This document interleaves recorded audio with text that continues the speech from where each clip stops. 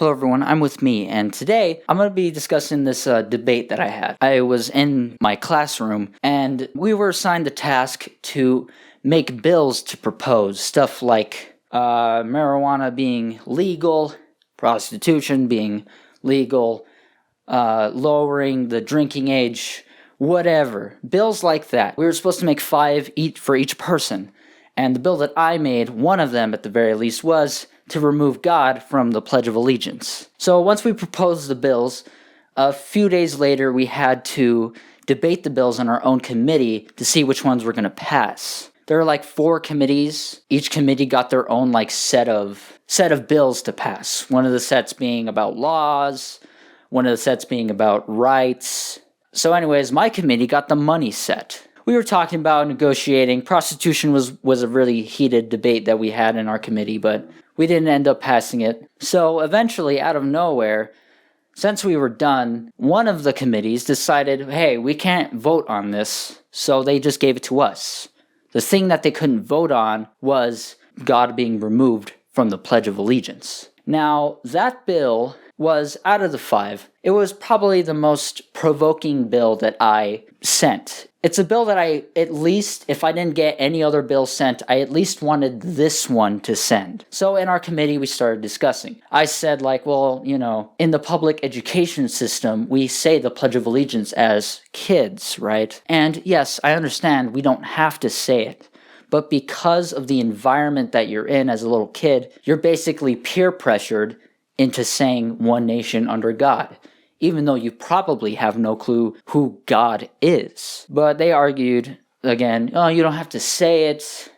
You could step out, you could sit down, you don't have to participate. I mean, you could stand up, you could say the Pledge of Allegiance and not just say God. So it got really heated, and I'm like, yeah, but it's in the public education system. That is a direct violation of church and state. Somebody decides from another committee, since they were done, somebody joins our debate here. And they were trying to play devil's advocate, but they mostly went against my side. Then somebody else came, and they also argued against me. And I kept trying to explain, look, as a young kid, you're already subjected to God, and not just a God, the Abrahamic God, to be specific. And then somebody proposed, well, if we're going to get rid of God from the Pledge of Allegiance, we have to get rid of it on the money too, right? And then I said, no, you're changing the subject. I'm trying to talk about the Pledge of Allegiance. We'll talk about the money thing later. For right now, we're just discussing the Pledge of Allegiance. So I tried to argue my very best to just be like, well, God's in the Pledge of Allegiance. I want to get it removed. And somebody responded, well, who cares? It doesn't really matter. And then I'm like, yeah, who cares? So why not get rid of it? If it doesn't matter, then why is it there? Then somebody asked, well, if it doesn't matter that it's there anyways, then why remove it? And I'm like, because it does matter. It is a direct violation of the separation of church and state. And eventually it got to the point where nobody else in the classroom was talking. People were maybe not looking at us, but they're definitely listening to us. And another committee group of 3 people come in and also discuss. They were also against my side, because of course they were. Eventually it got nowhere. Majority rules, bill didn't get passed.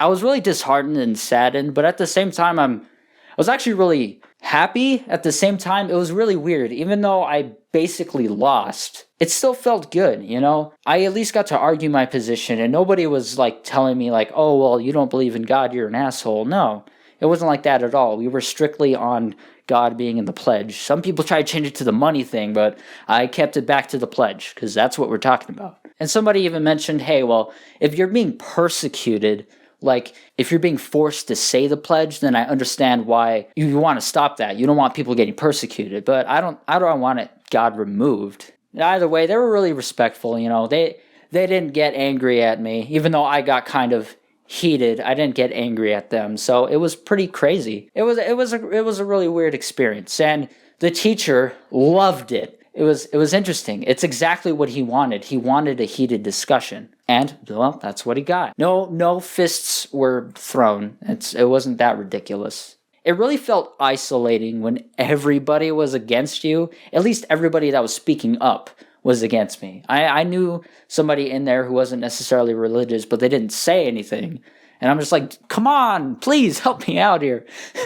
But, it's not like I'm actually going to send the bill to the Supreme Court or whatever. It's going to stay in the classroom. The bill didn't get passed. Oh well, move on.